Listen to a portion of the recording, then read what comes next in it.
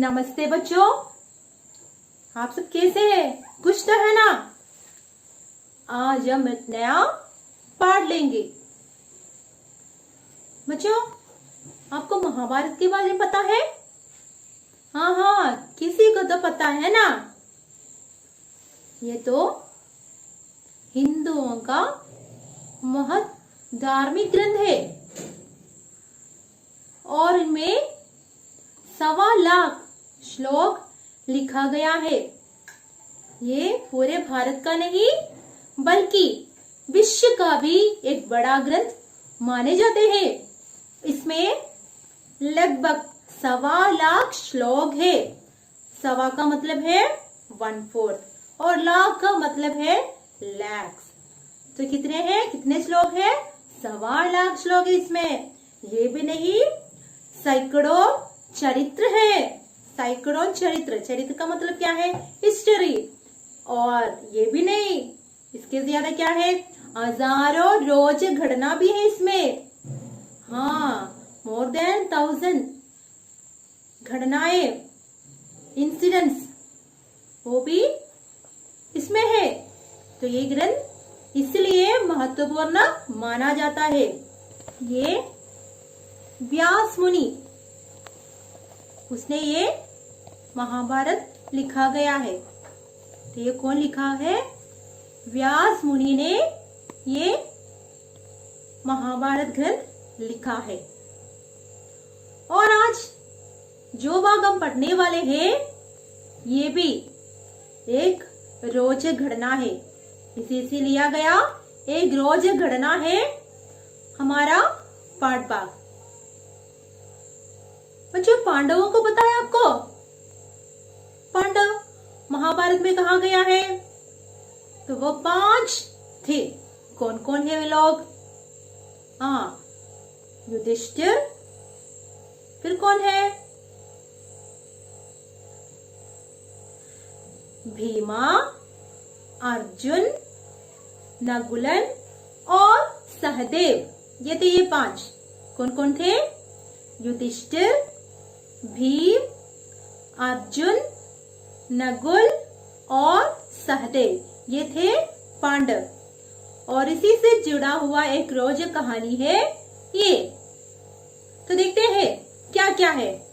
तो बच्चों देखो, हमारा पाठ का नाम, हाँ, सवाल और जवाब। पाठ का नाम क्या है? सवाल और जवाब। नाम की तरह इसमें कुछ सवाल पूछा गया है और उनका उत्तर तो बहुत कमाल के रूप से दिया गया है। तो बच्चों, ये कहानी महाभारत के वन पर्व से लिया गया है। महाभारत के वन पर्व से ये प्रसंग, ये पाठ लिया गया है। तो एक बार जंगल में घूमते घूमते पांडवों को प्यास लगी। तो एक दिन क्या हो गया? ये पांडवों ने जंगल से घूमते घूमते जा रहे थे, तो उसको प्यास लगी। तो उनको प्यास का मतलब क्या है? थर्स्टी। तो उनको बहुत प्यास लगी। तो उस समय क्या हो गया? देखो, प्यास के मारे वो बहुत थक गए, वो बहुत टायर्ड हो गए वो सब। युधिष्ठिर ने पानी ढूंढने सहदेव को भेजा। तो युधिष्ठिर ने क्या किया? युधिष्ठिर ने सहदेव को भेज दिया पानी की तलाश में। पानी को ढूंढने के लिए या सर्च करने के लिए किसको भेज दिया?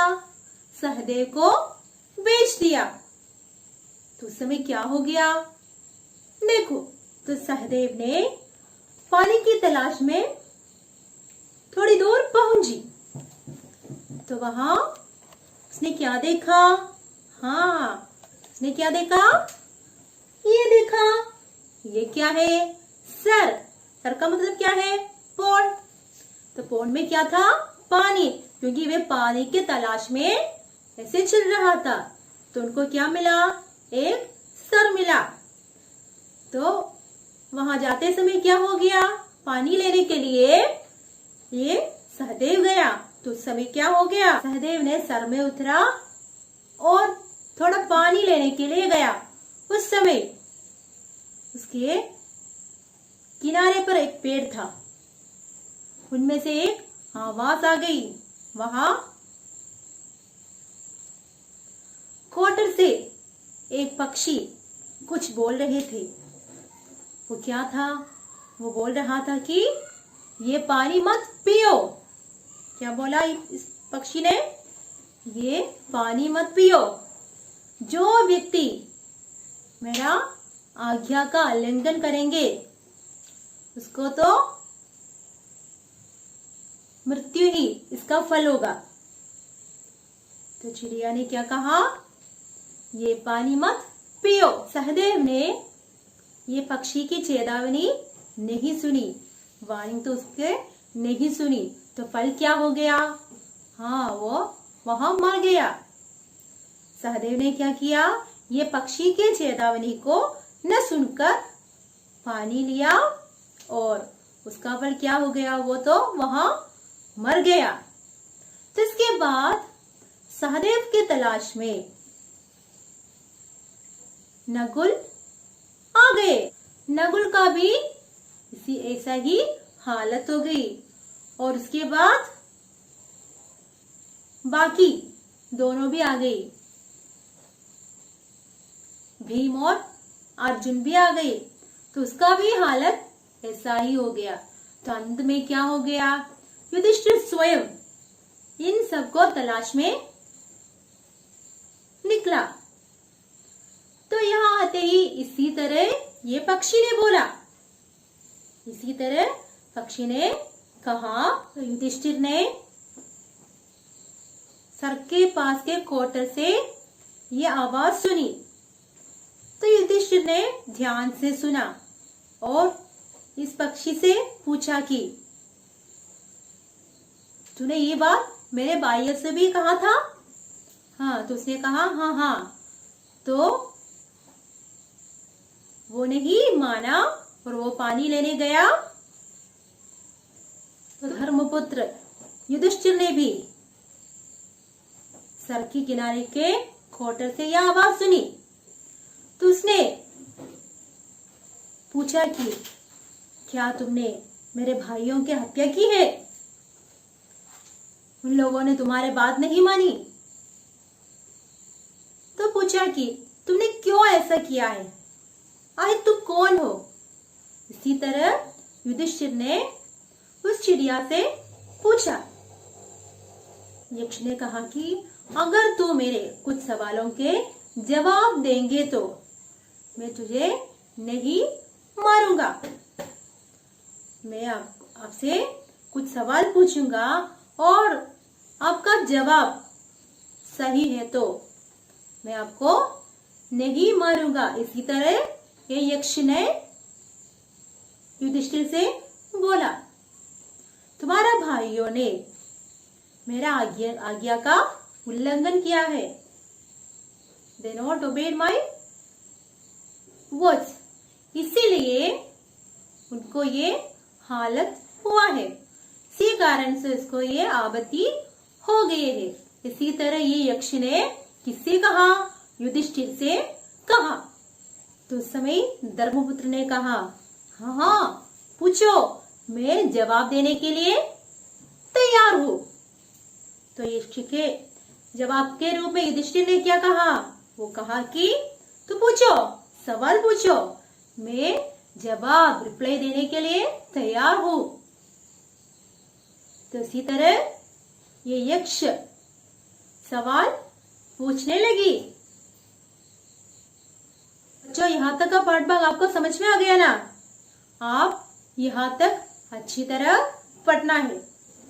तो लीजिए आज का गृह कार्य। बच्चों, आज हम पढ़ेंगे नए शब्द और उसका अर्थ।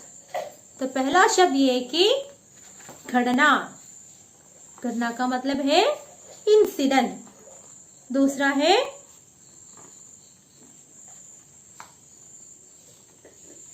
कमाल। कमाल का मतलब है मिरेकल। ढूंढना, सर्च। तो सर का मतलब क्या है? सर का मतलब है पॉन्ड। और अगला है कोटर। कोटर का मतलब है होल ऑफ ए ट्री। और अगला है परवाग। परवाग का मतलब है कंसर्न और केयर। नेक्स्ट वन नौबत। नौबत का मीनिंग है कंडीशन। तो ये आपका क्या करना है, अपने नोटबुक में लिख लीजिए। और 2 सवाल भी, इसके अतिरिक्त 2 सवाल भी है आपको गृहकार्य के रूप में। तो पहला सवाल ये है कि धर्मपुत्र के 4 भाई कौन कौन थे। तो धर्मपुत्र के 4 भाइयों के नाम लिखना है, ठीक है। और एक और सवाल ये है कि पक्षी ने क्या बोला। पक्षी ने क्या बोला। तो बच्चों ये गृहकार्य आप जरूर करना है। तो आज के लिए इतना ही। तो बच्चों